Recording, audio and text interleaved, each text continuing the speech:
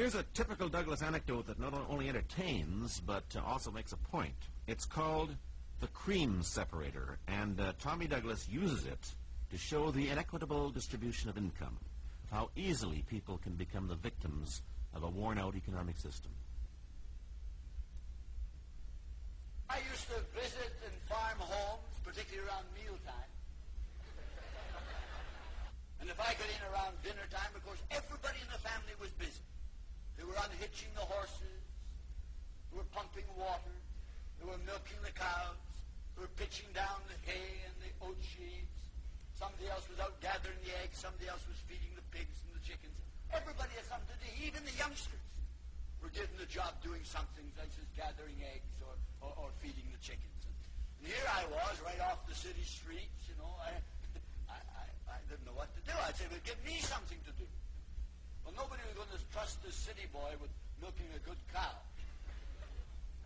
They gave me the one job, you know, that anybody could do. They gave me the job of turning the handle on the old cream separator. Any of you ever turned the handle on a cream separator?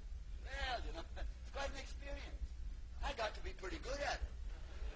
I got to the place where I could tell you how many verses of Onward Christian Soldiers it takes to put a pan of milk through this thing.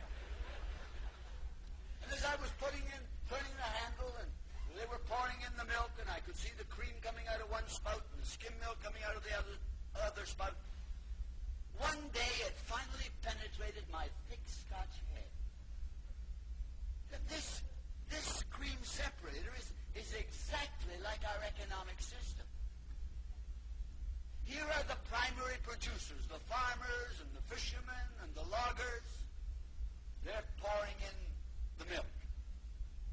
And here are the workers. Whether they work on the railroad or go down to the mines or sail ships or work in a store or a bank or teach school, clerk in the store, work in a hospital, they're the people whose services make the economy go round, and they're turning the handle. So here you have it.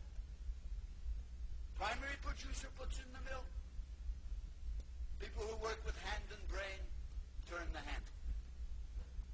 And then I thought, but there's another fellow here somewhere. There's a fellow who owns this cream separator. And he's sitting on a stool with the cream spout in his mouth. And the primary producer and the worker, they take turns on the skim milk spout. And they don't like skim milk. Nobody likes skim milk. And they blame it on each other. And the worker says, if those farmers and fishermen, you know, would work a little harder, well, I wouldn't be drinking this skim milk. And the fishermen and the farmers say, if those workers didn't demand a 40-hour week, didn't want such high wages, I wouldn't have to live on this blue milk. But you know, they're both wrong. The farmers and the fishermen have produced so much that we don't know what to do with it. We've got surpluses of foodstuffs. And the workers, they've produced so well that today nearly 500,000 of them are unemployed. The fault isn't with the worker, it isn't with the primary producer. The fault is with this machine. This machine was built to give skim milk to the worker and the primary producer, and to give cream to the corporate elite. And as a matter of fact, it doesn't always do that. Because every once in a while, this little fellow sitting on the stool with the cream spout in his mouth gets indigestion. And he says, boys, stop the machine, we got a recession.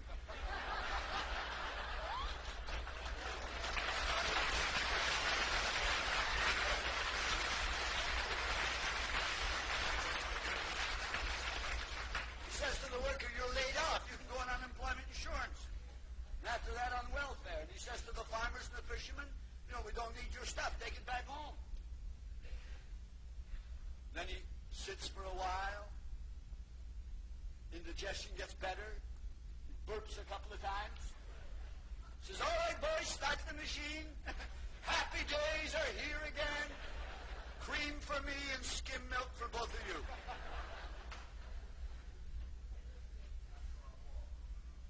Now, what the Democratic Socialist Party have been saying to Canadians for a long time is that the time has come in this land of ours for the worker and the primary producer to get their hands on the regulator of the machine so that it begins to produce homogenized milk in which